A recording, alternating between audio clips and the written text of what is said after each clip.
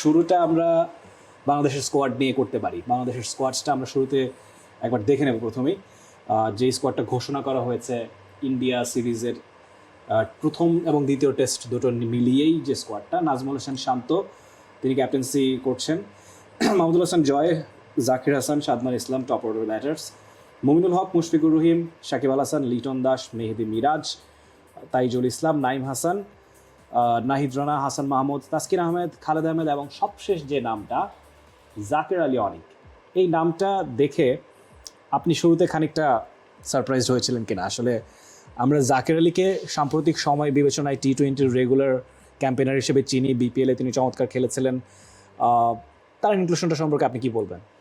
এই জায়গাটাতে আসলে জাকেরের ব্যাপারে আমাদেরকে বলতে হলে আমাদেরকে আসলে মনে হয় একটু পেছনে ফেরাতে তাকাতে হবে।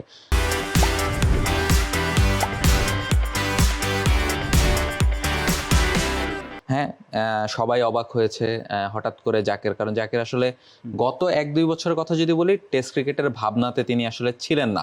তিনি আসলে টি-20 ক্রিকেটে বড় স্ট্রাইক রেটে খেলতে পারেন, শ্রীলঙ্কার বিপক্ষে তার দারুণ একটা ইনিংস আছে, সেটাই আসলে তার ক্যারিয়ারের ব্র্যান্ডিং ছিল।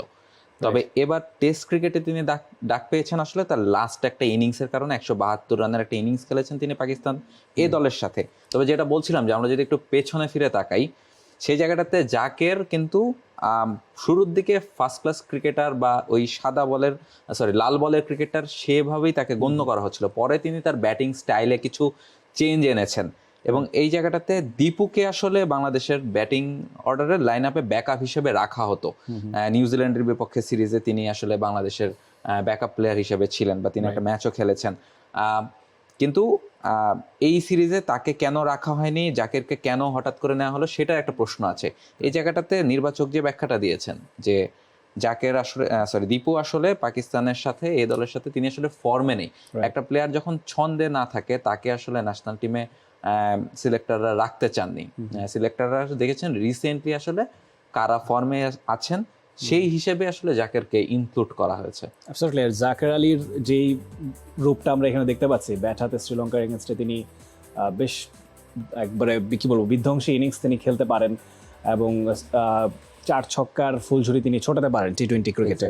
অ্যাগ্রেসিভ একজন ব্যাটার, বর্তমান সময়ের টি-20 ধরন বিবেচনায় হি হ্যাজ বিন ট্রিমেন্ডাস। মানে তিনি হয়তো ম্যাচের পুরস্কারও পেয়েছিলেন, তার ডেবিউতেও তিনি ভালো করেছিলেন। সব কিছু মিলিয়ে জাকের আলী অনেক টি-20 একটা বড় প্যাকেজ, এ ব্যাপারে কোনো সন্দেহ নেই। এটা বাংলাদেশ টিমকে নানানভাবেই আসলে ইন ফিউচার হেল্প করে থাকবে।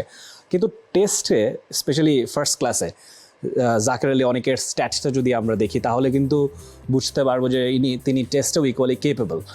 49টা ম্যাচ তিনি সোফার খেলেছেন ফার্স্ট ক্লাসে, 81 ইনিংসে তার রান 2862, তার এভারেজ 41.47 এবং যে জায়গায় তিনি খেলতে নামেন 7-8-এ তিনি খেলতে নামেন ইউজুয়ালি, সেখান থেকে নেমেও তার 4টা সেঞ্চুরি এবং 19টা 50 আছে।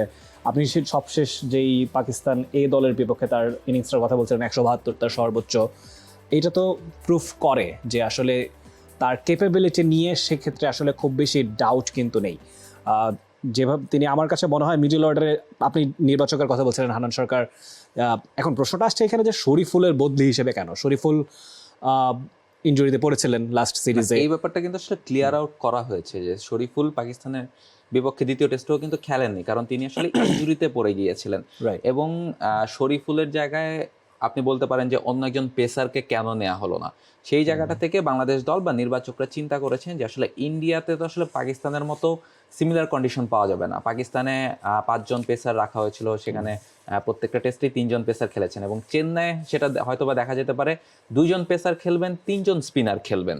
সেই জায়গাটা থেকে কিন্তু আমার 5 জন পেসার নিয়ে যাওয়াটা প্রয়োজন নাই, সেই জায়গাটাতে আমাদের বরং ব্যাটিংয়ে একটু ডেপথ রাখা প্রয়োজন, সেটা নির্বাচকও ব্যাখ্যা করেছেন এবং ব্যাটিংয়ে মিডল অর্ডার স্পেশালি। এবং আরেকটা ব্যাপার যেটা বলতে হয় যে বাংলাদেশের টপ অর্ডার ব্যাটারদের প্রায় সবাই কিন্তু লেফট হ্যান্ডার, ফলে সেই জায়গাটা থেকে রাইট হ্যান্ডার ব্যাটারের একটা অভাব বাংলাদেশ দলে আছে এবং বাংলাদেশের ভারতের স্পিনাররা সেটাতে খুব স্বাচ্ছন্দ্য বোধ করবে এতগুলো বাহাতি ব্যাটসম্যান যদি ব্যাটিং অর্ডারে থাকে। সেই জায়গাটা থেকে হ্যাঁ, এখন হয়তোবা এটা বলা মুশকিল যে জাকের ম্যাচ পাবেন কি পাবেন না, তবে যদি জাকের একটা ম্যাচ পেয়েও যান সেটা তো বোধহয় খুব অবাক করার মতো কোনো ঘটনা। For more updates, subscribe to our YouTube channel and click on the bell icon. Follow us on Facebook and Instagram. Download T Sports app to enjoy exciting games and highlights. Visit tsports.com.